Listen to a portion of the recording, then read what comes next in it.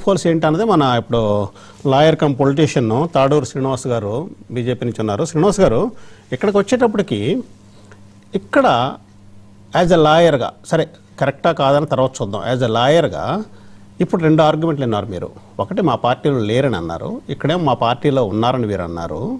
ఇక్కడికి వచ్చేటప్పటికి అసలు ప్రూవ్ చేయడం అనేది సాధ్యమవుతుందా? యాంటీ డెఫెక్షన్ లాతో ప్రూవ్ చేయడం సాధ్యమే? మళ్ళీ అక్కడ ఎన్నికలు వచ్చే అవకాశం ఉందా? అసలు ఎట్లా చూస్తారు మీరు యాజ్ ఎ ప్రొఫెషనల్ లాయర్గా ఎట్లా చూస్తారు దీన్ని?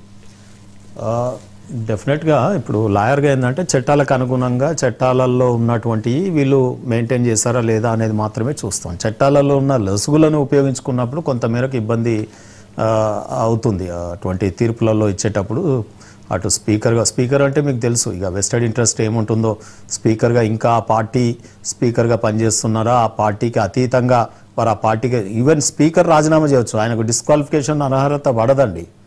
Speaker can resign for his party membership speaker elect అవ్వగానే. ఆయన ఒక్కొక్కరికి ఆ ఎగ్జాంప్షన్ అన్ని పార్టీలు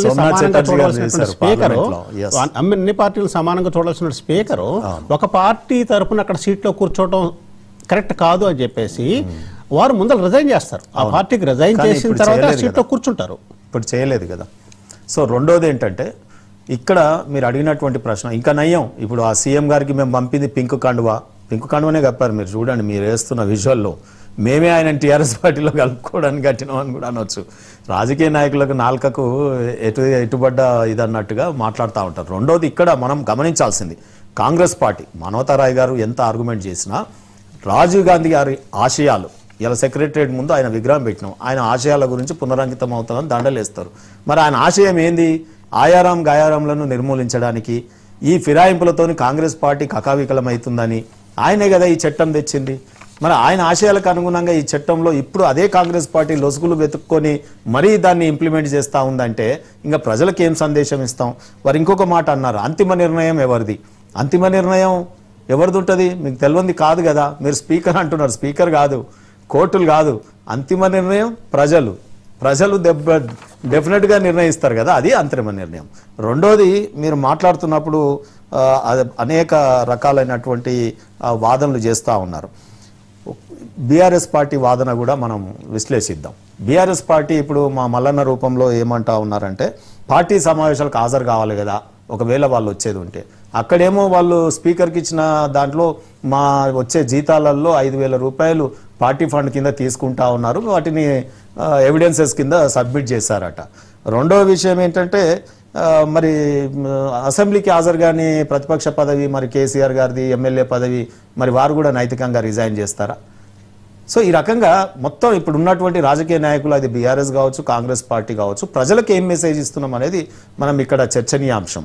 ముఖ్యంగా ఈరోజు మనము మాట్లాడాల్సింది ఏంటంటే ఫిరాయింపుల చట్టంలో మీరు చాలా చక్కగా విశ్లేషించినారు. వాలంటరీ గివింగ్ అప్ కానీ, విప్కు అగెనెస్ట్గా పోయినప్పుడు కానీ, లేదా ఇవి కాకుండా డిస్క్వాలిఫికేషన్ ఇంకా మన పీపుల్స్ రిప్రజెంటేషన్ యాక్ట్ కింద కూడా ఎలక్షన్ కమిషన్ తీసుకుంటే ప్రెసిడెంట్ గారు కూడా డిస్క్వాలిఫై చేస్తారు. 2 విధానాలు డిస్క్వాలిఫికేషన్.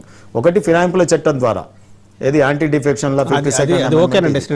ఇక్కడ ఏంటంటే ఇప్పుడు మీరు 2 వాదనలు ఉన్నారు. As a lawyer come judge, మా బీజేపీ వాదన అన్నారు నైతికంగా ఒక నిర్ణయం ఏంటి, మా పార్టీలోకి ఎవరు వచ్చినా ఏ పార్టీ ద్వారా మీరు ఎమ్మెల్యే అయినా ఎంపీ అయినా రాజీనామా చేసి రావాల్సిందే. అప్పుడు అక్కడ గుండె ధైర్యం ఉన్న వాళ్ళు నాయకులు మాత్రమే మా పార్టీలో. మిమ్మల్ని లాయర్ గా సమాధానం చెప్పండి, మీరు కండవ వేసుకుంటానంటారు. కండవ వేసుకోవద్దు కాసేపు, బీజేపీ కండవ తర్వాత వేసుకుందరు. కానీ ఇప్పుడు బీఆర్ఎస్ వాదన విన్నారు, కాంగ్రెస్ వాదన విన్నారు, నిష్పక్షపాతంగా ఇప్పుడు స్పీకర్ గా ఇప్పుడు ఏ వాదన నేను అనుకుంటున్నాను బీఫామ్ మీద పోటీ చేసిన వారు రిజైన్ చేస్తా, వాళ్ళది యాక్సెప్ట్ చేయొచ్చేమో. రెండోది మిగతా వాళ్ళ అఫిడవిట్స్ ఇప్పుడు ఈ మధ్యన ట్రెండ్ అయిందండి. ఒకటి ఇక్కడ లీగల్ గా ఒక అఫిడవిట్లు ఇస్తున్నారు, బయట ఒకటి చెప్తా ఉన్నారు. మీకు ఉదాహరణకు చెప్తాను, హైకోర్టులో ఈ ఫార్ములా కార్ రేస్ లో కేటీఆర్ గారు అఫిడవిట్ లో ఒకటి ఇచ్చినారు, నేనే ఇది నిర్ణయం తీసుకున్నాను బయట అన్నారు. ఇది అధికారులది కాదు. అక్కడనేమో అధికారులు రొటీన్ గా తీసుకున్నటువంటి నాకేం సంబంధం లేదు అని చెప్పి అఫిడవిట్ ఇచ్చినారు.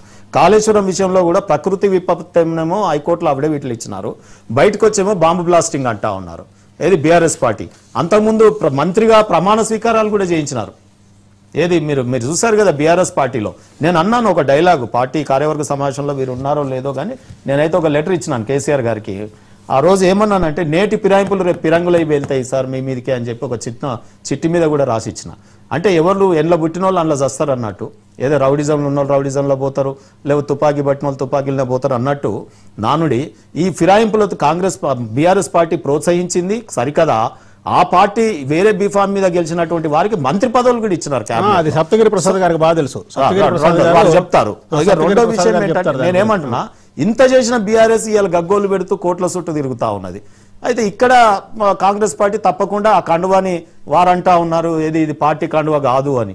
మరి పార్టీ కండువా కానప్పుడు పార్టీ రిప్రజెంటేటివ్గా ఇప్పుడు ఏ కండువా, ఇప్పుడు ఏం పండుగకు వచ్చినట్టు మహాన్యూస్లో మీరు ఇక్కడ ఏ పూజకు పిలిచినట్టు వారు వేసుకున్నారు చెప్పండి? లేకపోతే రాగానే మీరేమన్నా స్టూడియోలో కండువలు వేస్తున్నారా ఏంటి వచ్చిన వాళ్ళని ఆతిథ్యం ఇవ్వడానికి? ఇప్పుడు ఆ రోజు సీఎం గారి ఇంట్లో మరి ఏం దావత్ అయింది? ఏం దావత్ అయితే ఇంటికి వచ్చిన వాళ్ళకి షాల్వా కండువా వేసి మీరు స్వాగతించినారు? సో ఇది ఈ రకంగా ప్రజలకు తెలియదని కాదు, మనం టెక్నికల్గా ఎంత మాట్లాడినా, మహాన్యూస్ ఇచ్చినటువంటి అవకాశంలో మనం ఎంత దీన్ని జిమ్మిక్కులు చేసి మాట్లాడినా, ఇంటర్ప్రిటేషన్ చేసినా ప్రజలు చైతన్యవంతమైనారు. ప్రజల తీర్పు అంతిమ తీర్పు.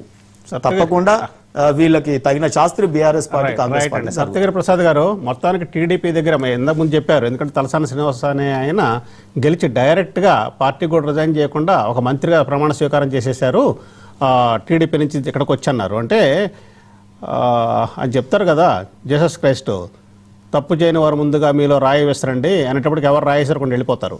అంటే ఇక్కడ ఎవరు కరెక్ట్ కాదు పక్కన పెడితే ఈ సంస్కృతి ఎట్లా? సప్తగిరి ప్రసాద్ గారు.